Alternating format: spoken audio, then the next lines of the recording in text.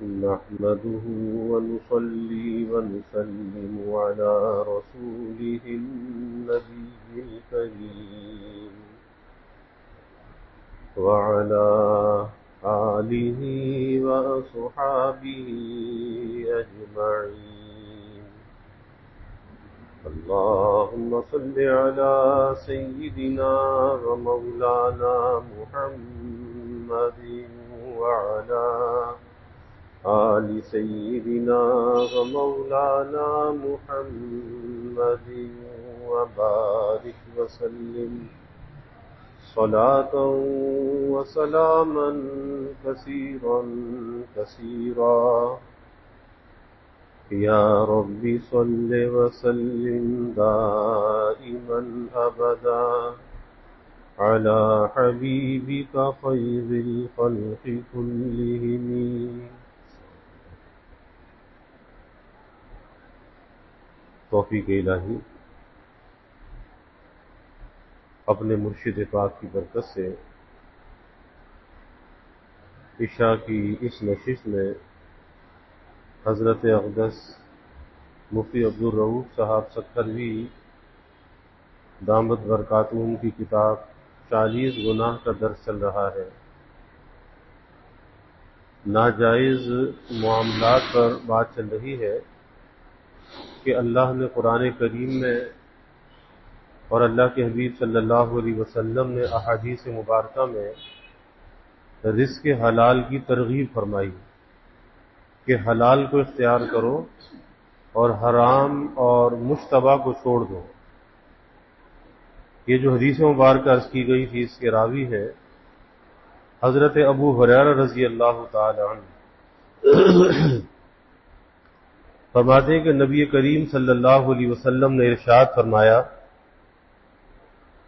کہ اس ذات کی قسم جس کے قبضے میں میری جان ہے، یعنی اس سے اندازہ ہوتا ہے کہ کتنی اہم بات ہے کہ آپ صلی اللہ علیہ وسلم قسم کھا کر یہ بات فرما رہے ہیں، ورنہ آپ اگر قسم نہ بھی کھائیں جب بھی آپ کی بات کی اہمیت ہے اور آپ کی بات حق ہے، سچ ہے، لیکن اس سے مزید تاکید معلوم ہوتی ہے کہ کتنا ایک اہم یہ عمل ہے.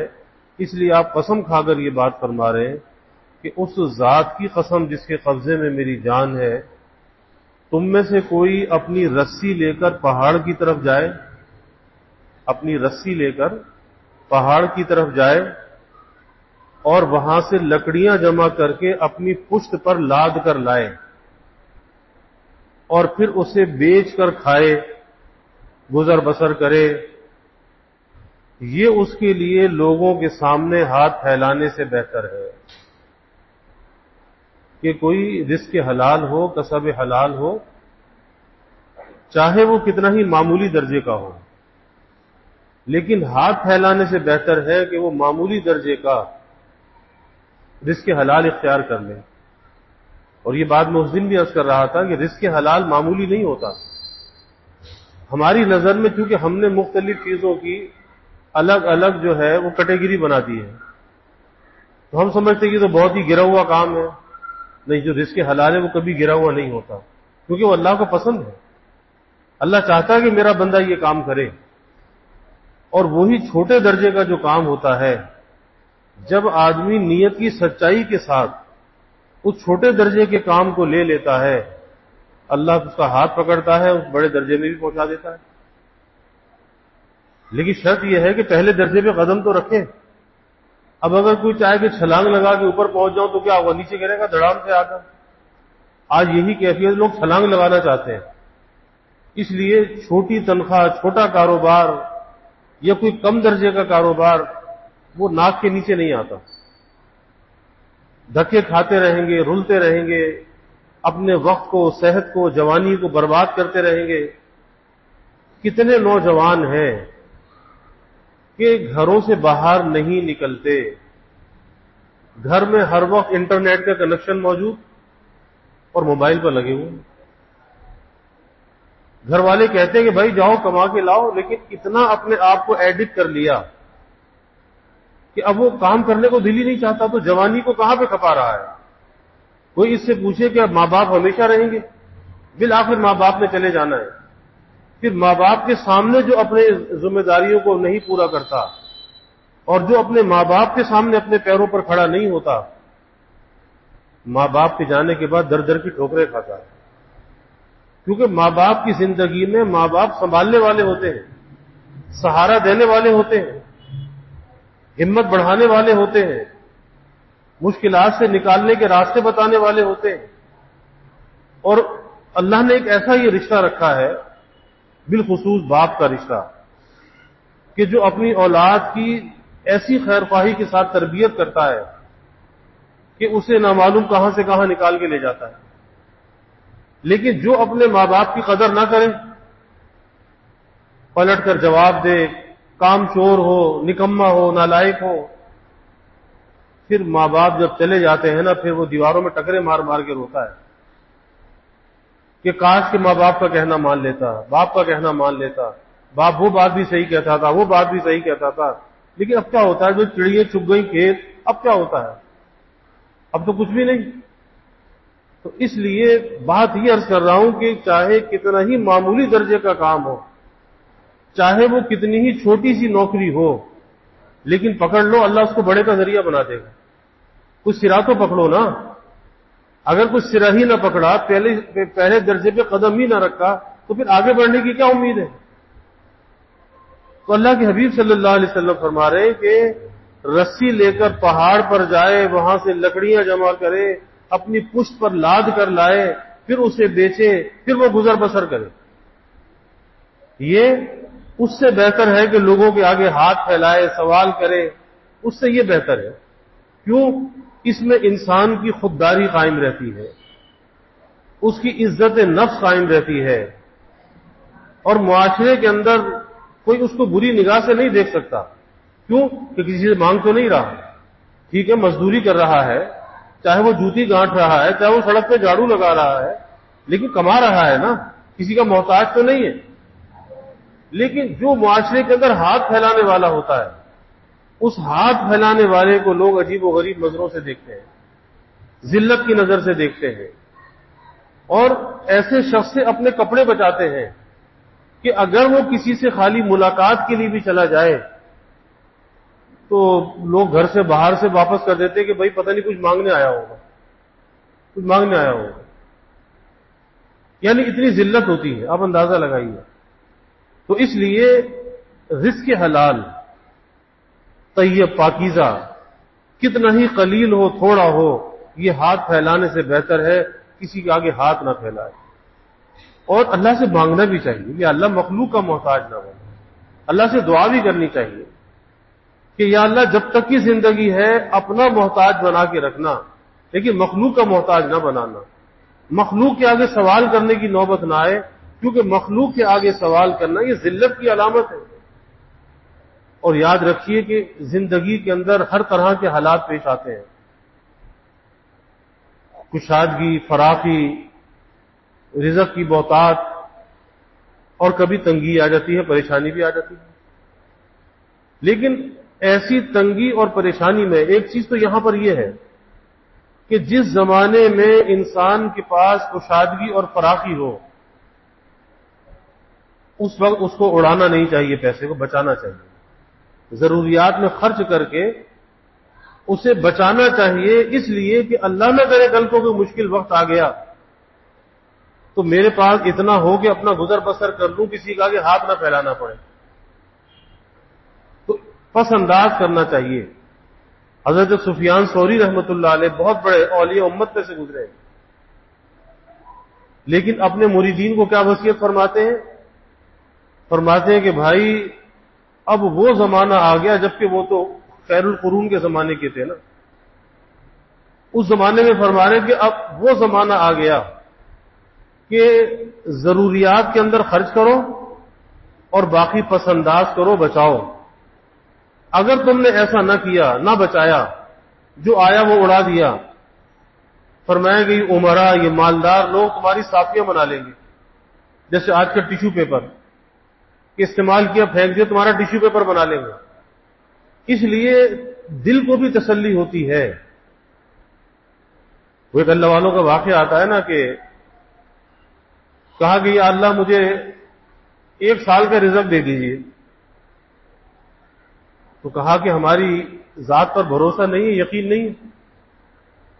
کہا یا اللہ بھروسہ تو ہے، یقین تو ہے، لیکن شیطان بار بار پریشان کرتا ہے، میں کمزور ہوں، آج کا مل جاتا کل کا نہیں ہوتا. تو شیطان کہتا کل کہاں سے کھائے گا؟ تو پھر دل کے اندر تذبذب ہوتا ہے کہ کل کہاں سے آئے گا. اللہ پہ بھروسہ تو ہے لیکن شیطان تو بہکاتا ہے. کہا کہ جب میرے پاس 1 سال کا ہوگا، شیطان کہے گا کہ کل کہاں سے کھائے گا، اس کوٹڑی میں سے کھاؤں گا. تو 1 سال کا کوٹڑی میں رکھا ہوگا. تو یہ اللہ والوں کے اپنے اپنے رنگ ہیں. لیکن میں یہ عرض کر رہا ہوں کہ پس انداز کرنا چاہیے، بچانا چاہیے، جو آئے اسے نہیں اڑا دینا چاہیے، اور اپنی آمدنی کو سامنے رکھ کر اپنے اخراجات کو ترتیب دینا چاہیے، اس کا ایک بجٹ بنانا چاہیے کہ کتنی میری آمدنی ہے، کتنے اخراجات ہیں، اور پھر اس میں سے بچت میں کس طرح سے کر سکتا ہوں. کیونکہ آمدنی غیر اختیاری ہے، اخراجات کرنا اختیاری ہے. آج آدمی 10,000 کما لیتا ہے، دوسرے دن 1 روپیہ بھی نہیں کماتا، غیر اختیاری ہے نا، اپنے اختیار میں نہیں ہے. لیکن اخراجات یہ خرچ کرنا اختیاری ہے، اور انسان مکلف اختیاری چیز کا ہے، غیر اختیاری کا نہیں. تو اس لیے اپنے اخراجات کو کنٹرول کرنا چاہیے، اور اخراجات کو کنٹرول کرنے کا طریقہ یہی ہے کہ خواہشات کو کم کر دیں. خواہشات، کیونکہ خواہشات کی تکمیل نہیں ہوگی. خواہشات ہی تو ہے نا کہ جو انسان کو حلال سے نکال کے حرام میں لے جاتی ہیں. گھر میں بیوی بچے، ان کی خواہشات، ان کی فرمائشیں، ایسی گاڑی گھر میں ہونی چاہیے، ایسا فرنیچر ہونا چاہیے، ایسا گھر جو ہے وہ اس کی ڈیکوریشن ایسی ہونی چاہیے. کچھ معاشرے کے اندر ہم نظر تو آئیں تو معیار زندگی تو اچھا ہو. ارے بھائی جو تمہارے باپ کی، شوہر کی اتنی آمدنی نہیں ہے تو اس میں گزارا کرو، کیوں فرمائشیں کرتے ہو؟ پھر اسی دباؤ میں بہت سے لوگ یا تو قرض کا بوجھ اپنے اوپر لاد لیتے ہیں، یا پھر وہ ناجائز راستے کی طرف چلے جاتے ہیں، حرام کی طرف چلے جاتے ہیں، رشوت کی طرف چلے جاتے ہیں. کس لیے؟ کہ جی ہاں بچوں کی ضروریات پوری ہو جائیں. تو بھائی بچوں کی تربیت کرو، ان کو بتاؤ کہ رزق حلال کے اندر اللہ نے برکت رکھی ہے. آپ دیکھ لیں عمر بن عبد العزیز، جسے عمر ثانی بھی کہا جاتا ہے، کہ جب تک بادشاہ نہیں بنے تھے، حاکم وقت، اس سے پہلے کی زندگی کیا تھی کہ ایک ایک لباس اتنا قیمتی ہوتا تھا کہ جو لباس وہ پہنتے تھے ایسا لباس کو دوسرا نہیں پہن سکتا تھا. ایک خوشبو اتنی اعلیٰ معیار کی استعمال کرتے تھے کہ کوئی اس خوشبو کے استعمال کا تصور بھی نہیں کر سکتا تھا. کسی راستے سے گزر جاتے تو لوگ پہچان جاتے کہ یہاں سے عمر بن عبد العزیز گزرا ہے. لیکن جب بادشاہ بنے تو حالت بدل گئی. اب یہ حالت ہو گئی کہ جو کچھ تھا سب اللہ کے راستے میں. اب جو بیت المال سے جو نان و نفع ملتا ہے، اب اس نان و نفع پہ گزر ہو رہا ہے. ایک مرتبہ عید کا زمانہ آ گیا تو بیوی نے کہا کہ بھئی ایسا کرو کہ بچوں کے کپڑے، بچے بھی کون، شہزادے ہیں نا، جب بادشاہ کی بچے تو شہزادے ہی ہوں گے، شہزادے شہزادیاں، لیکن گھر میں اتنے پیسے نہیں ہیں کہ ان کے بچوں کے کپڑے بن سکیں. تو بیوی نے کہا کہ بھئی ہم تو گزر بسر کر لیں گے لیکن بچوں کے لیے تو کپڑے ہونے چاہیے. ہر ماں باپ کی یہ فکر ہوتی ہے کہ خود بھوکا رہ لیں گے لیکن بچوں کا پیٹ بھر جائے، خود پرانا پہن لیں گے لیکن بچے نیا پہن لیں. ہر ماں باپ کے دل کی یہ خواہش ہوتی ہے. اس نے کہا جی میرے پاس تو کچھ بھی نہیں ہے، جو مہینے کا نان و نفع تھا وہ بھی ختم ہو چکا، اب تو اگلے مہینے ملے گا. تو بیوی نے کہا کہ اچھا ایک مشورہ میں دیتی ہوں. مشورہ یہ ہے کہ تم بیت المال سے قرض لے لو اور کہنا کہ میں آہستہ آہستہ یہ قرض ادا کر دوں گا. 1 مہینے کے لیے، 2 مہینے کے لیے، 6 مہینے کے لیے قرض لے لو. اب بادشاہ اس بیت المال کا جو خزانچی ہے جو اس کا نگران ہے، بادشاہ اس کے پاس جا رہا ہے اور اسے جا کر کہتا ہے جی مجھے اتنے دینار یا درہم قرض دے دو اور آہستہ آہستہ میں اپنے نان و نفقے میں سے، اپنی تنخواہ میں سے کٹوا دوں گا، اتنے مہینے کے اندر یہ ادا ہو جائیں گے۔ تو آپ یہ دیکھیں کہ زمانہ کیسا تھا اور وہ لوگ کیسے تھے۔ آج تو سب کچھ چوپٹ ہے۔ تو اب جو بھی اس خزانے کا نگران ہوگا، بادشاہ کے ماتحت ہی ہوگا نا، کوئی بادشاہ سے اوپر تو نہیں ہوگا، اس کا ماتحت کوئی افسر ہوگا، کوئی وزیر ہوگا۔ وہ کہتا ہے کہ مجھے دینے سے تو انکار نہیں ہے، میں دینے کے لیے تو تیار ہوں، مجھے دینے سے انکار نہیں ہے، لیکن ایک بات آپ مجھے بتائیں، ایک بات مجھے آپ لکھ کر دیں کہ آپ کہتے ہیں کہ 1 مہینے میں یہ قرض واپس کر دوں گا، تو 1 مہینے تک آپ زندہ رہیں گے؟ آپ لکھ کر دے دیں، میں آپ کو پیسے دے دیتا ہوں۔ کیونکہ یہ خزانہ جو ہے بیت المال، یہ ذاتی ملک نہیں ہے، یہ تو قوم کی امانت ہے، اور اس امانت پر ایسے امانت دار لوگ ہوتے تھے، آج جیسے چور نہیں، جیسے آج جیسے بیٹھے کہ کاغذوں کے اندر سارے منصوبے پورے ہو جاتے ہیں، عملی طور پہ کچھ بھی نظر نہیں آتا، سارے شہر برباد، پورا صوبہ برباد۔ آپ لکھ کر دیں کہ 1 مہینے تک آپ زندہ رہیں گے؟ اس نے کہا بھائی یہ گارنٹی میں نہیں دے سکتا، 1 مہینہ تو بڑی بات ہے، 1 لمحے کا پتہ نہیں ہے۔ تو اس نے کہا پھر میں دینے سے معذور ہوں، میں آپ کو قرض نہیں دے سکتا۔ بادشاہ واپس آ گیا۔ آپ اندازہ لگائیے، آج تو کوئی چھوٹا سا پولیس افسر بھی ہو نا، اس سے بھی کوئی بات کر دے وہ بھی در پہ ہو جاتا ہے، اس کے بھی دماغ آسمان پہ ہوتے۔ یہ بادشاہ اس لیے کہتے ہیں عمر ثانی، عمر بن عبدالعزیز کو آ کر بیوی سے کہا کہ بھئی پرانے کپڑوں میں گزارا کر لو۔ میں وہاں پر گیا، یہ سارا ماجرا پیش آیا۔ بیوی بھی بیچاری، حالانکہ بڑے خاندان کی تھی بیوی بھی، لیکن بڑی سمجھدار، بڑی صابرہ شاکرہ، کہ جو شاہی فیملی میں، رائل فیملی کے اندر جو پیدا ہوا ہو، سونے کا چمچ منہ میں لے کر جو پیدا ہوا ہو، تو ان کی زندگیاں کیسی ہوں گی؟ لیکن اس فقر و فاقے کے ساتھ زندگی گزاری، کس لیے؟ اپنی آخرت کو سنوارنے کے لیے، اپنی آخرت کو بنانے کے لیے۔ یہ رزق حلال کی برکت ہے۔ تو اللہ کے حبیب صلی اللہ علیہ وسلم کیا فرما رہے ہیں کہ لوگوں کے آگے ہاتھ پھیلانے سے یہ بہتر ہے بھائی محنت کر لو، مزدوری کر لو، لیکن کسی کے آگے ہاتھ نہ پھیلاؤ۔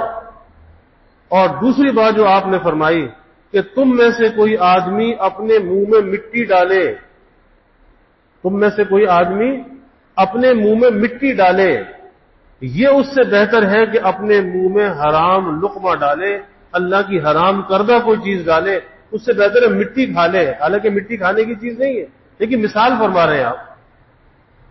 لیکن حرام سے اپنے آپ کو بچائے، حرام لقمے سے اپنے آپ کو بچائے، مشتبہ سے اپنے آپ کو بچائے۔ اس لیے چاہے وہ اپنی ذاتی زندگی ہو اور یا اپنی اولاد کی زندگی ہو، اپنے بچے ہوں، سب سے بڑی تربیت ان کو یہ دینی چاہیے، ایک ان کے عقیدے کو مضبوط کرنا چاہیے، بچپن سے بچے کا عقیدہ سنبھالنا چاہیے،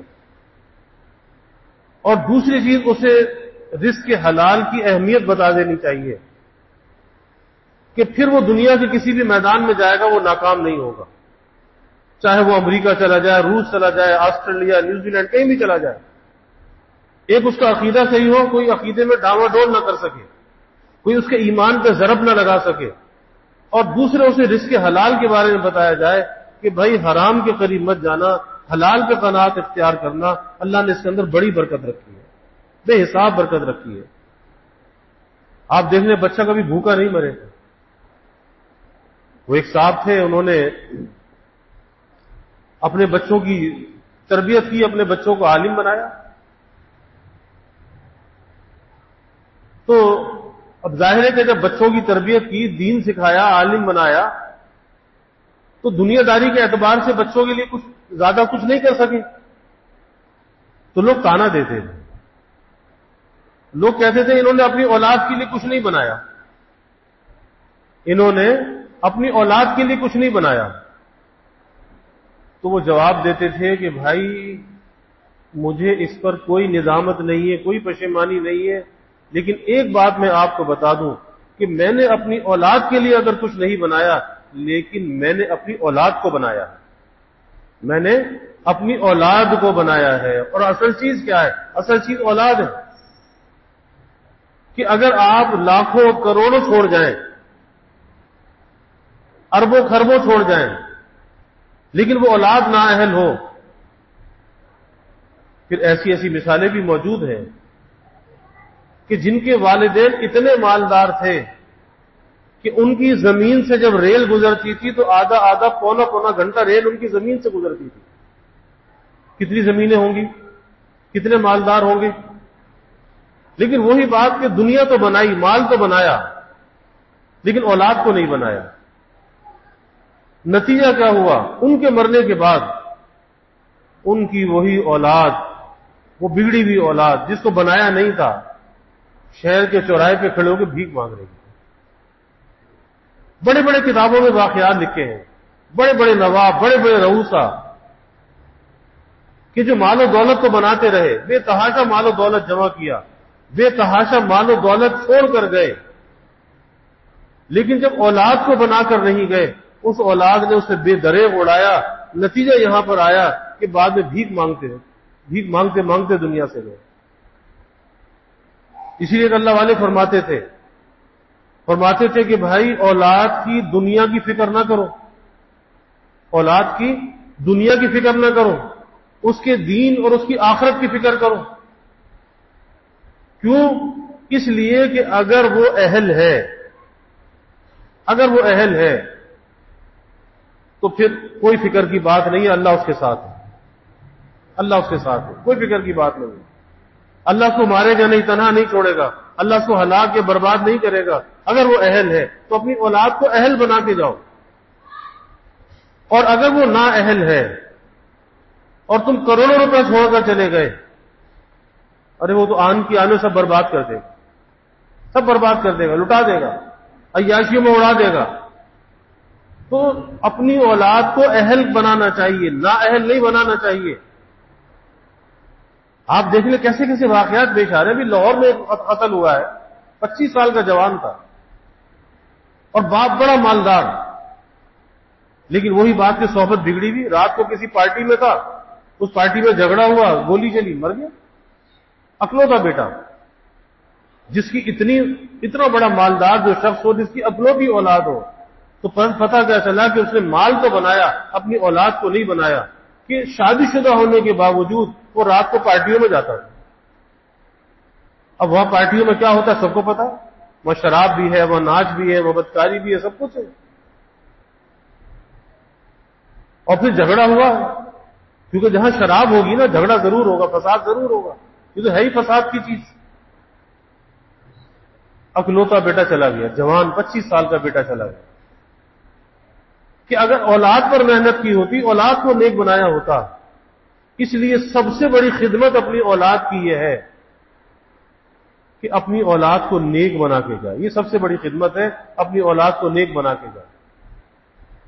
بس پھر کوئی فکر کی بات نہیں ہے، اللہ اس کو ضائع نہیں کرے گا۔ نیک بنائے، نیک بنانے پہ محنت کرے، اور اس کا پہلا قدم کیا ہے کہ خود نیک بن جائے، پھر اپنی اولاد پہ محنت کرے، اللہ کبھی ضائع نہیں کرے گا۔ اللہ تعالی ہمیں عمل کی توفیق عطا فرمائے اور اس کے حلال کا اہتمام کرنے والا بنائے۔ وآخر دعوانا الحمدللہ۔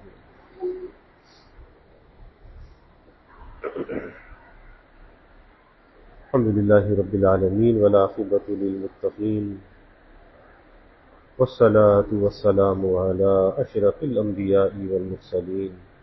اللہم صل علی سیدنا و مولانا محمد وعلی آل سیدنا و مولانا محمد وبارک وسلم صلاة و سلاما کثیرا کثیرا۔ ربنا آتنا فی الدنیا حسنہ وفی الآخرة حسنہ وقنا عذاب النار۔ ربنا اتمم لنا نورنا واغفر لنا انك على كل شيء قدير۔ اللهم أعنا على ذكرك وشكرك وحسن عبادتك اللهم إنا نستعينك على طاعتك اللهم وفقنا لما تحب وترضى من القول والعمل والفعل والنية والهدى إنك على كل شيء قدير اللهم ارزقنا حبك وحب حبيبك صلى الله عليه وسلم اللهم ارزقنا شهادة في سبيلك واجعل موتنا ببلد رسولك یا اللہ یا رحمان یا رحیم یا کریم یا ارحم الراحمین یا اکرم الاکرمین یا اللہ ہمارے گناہوں کو معاف فرما، یا اللہ ہماری خطایا سے درگزر فرما، یا اللہ اپنی محبت معرفت عطا فرما، اپنی رضا والی زندگی یا اللہ نصیب فرما،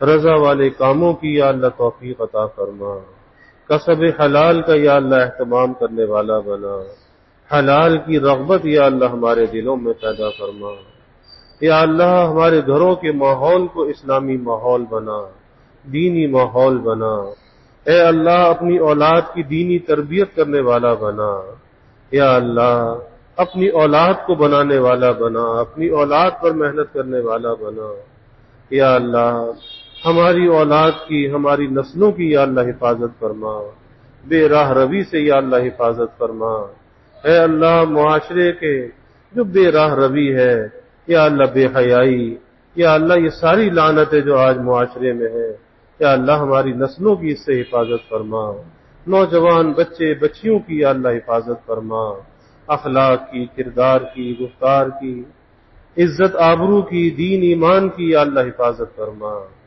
یا اللہ سب کی اولادوں کو آنکھوں کی ٹھنڈک بنا، نیک بنا، صالح بنا، مستقبل یا اللہ تابناک بنا، اولاد کے معاملے میں یا اللہ ہر قسم کی آزمائش سے، ابتلا سے یا اللہ ہماری حفاظت فرما، یا اللہ سب کے علم میں، عمل میں، رزق میں خوب خیر و برکت فرما، ابواب رزق یا اللہ کشادہ فرما، رزق حلال عطا فرما، آسان عطا فرما، برکت والا عطا فرما، یا اللہ رزق ظاہر بھی عطا فرما، رزق باطن بھی عطا فرما، حلال پر یا اللہ ہمیں قناعت عطا فرما، یا اللہ حرص سے، ہوس سے ہماری حفاظت فرما، حرام کی، مشتبہ کی نفرت دلوں میں پیدا فرما، یا اللہ کبھی مخلوق کا محتاج نہ بنا، ہمیشہ اپنے در کا سائل اور بھکاری بنا، اپنے در کا منگتا اور سوالی بنا، اپنے غیر سے یا اللہ ہماری امیدوں کو قطع فرما، اپنی ذات عالی کا یقین ہمارے دلوں میں پیدا فرما، یا اللہ ہر امید کو تیری ذات سے وابستہ کرنے والا بنا، یا اللہ ایمان کی ترقی، اعضاء کی سلامتی عطا فرما، ہر قسم کی محتاجی سے، معذوری سے یا اللہ ہماری حفاظت فرما، یا اللہ ہمارے ملک پر اپنی رحمتوں کا نزول فرما، اس ملک کو امن کا، سلامتی کا گہوارہ بنا، یا اللہ ہر قسم کے فتنے سے، فساد سے، یا اللہ حادثات سے، سانحات سے، یا اللہ اس ملک کی حفاظت فرما، اس ملک میں رہنے والوں کی حفاظت فرما، یا اللہ جو اس ملک میں فساد برپا کرنا چاہتے ہیں، اے اللہ ایسے فسادیوں کے وجود سے اس ملک کو پاک فرما، ایسے لوگوں کو کیفر کردار تک پہنچا، بے نقاب فرما، یا اللہ ہر اندرونی بیرونی سازش کو بے نقاب فرما، ناکام و نامراد فرما، سب کے جان، مال، ایمان، عزت آبرو کی حفاظت فرما، یا اللہ فلسطین کے مظلوم مسلمانوں کی مدد فرما، اے اللہ یا اللہ یہ امن معاہدہ جو ہوا، یا اللہ اسے ان کی بحالی اور آبادکاری کا ذریعہ بنا، یا اللہ ان کی غیب سے مدد فرما، اپنی غیبی نصرت کو نازل فرما، ان کی ضروریات کو یا اللہ غیب کے خزانوں سے پورا فرما، اے اللہ انہیں گھروں کے سروں پر صاحبان عطا فرما، ان کے علاج معالجے کی سہولت عطا فرما، تعلیم و تربیت کی یا اللہ ضروریات کو غیب سے پورا فرما، ہر قسمی ضروریات کی یا اللہ رسائی ان تک آسان فرما، یا اللہ اپنی رحمتوں کا، برکتوں کا، راحتوں کا نزول فرما، زحمتوں کو دور فرما، ہمیں دین دنیا آخرت کی ہر بھلائی عطا فرما، ہر شر سے، ہر فتنے سے یا اللہ حفاظت فرما، یا اللہ ہمیں عافیت دارین عطا فرما۔ ربنا تقبل منا انك انت السميع العليم وتب علينا إنك أنت التواب الرحيم وجزى الله عنا محمدا صلى الله عليه وسلم ما هو أهله وصلى الله تعالى وسلم على النبي الكريم آمين برحمتك يا أرحم الراحمين.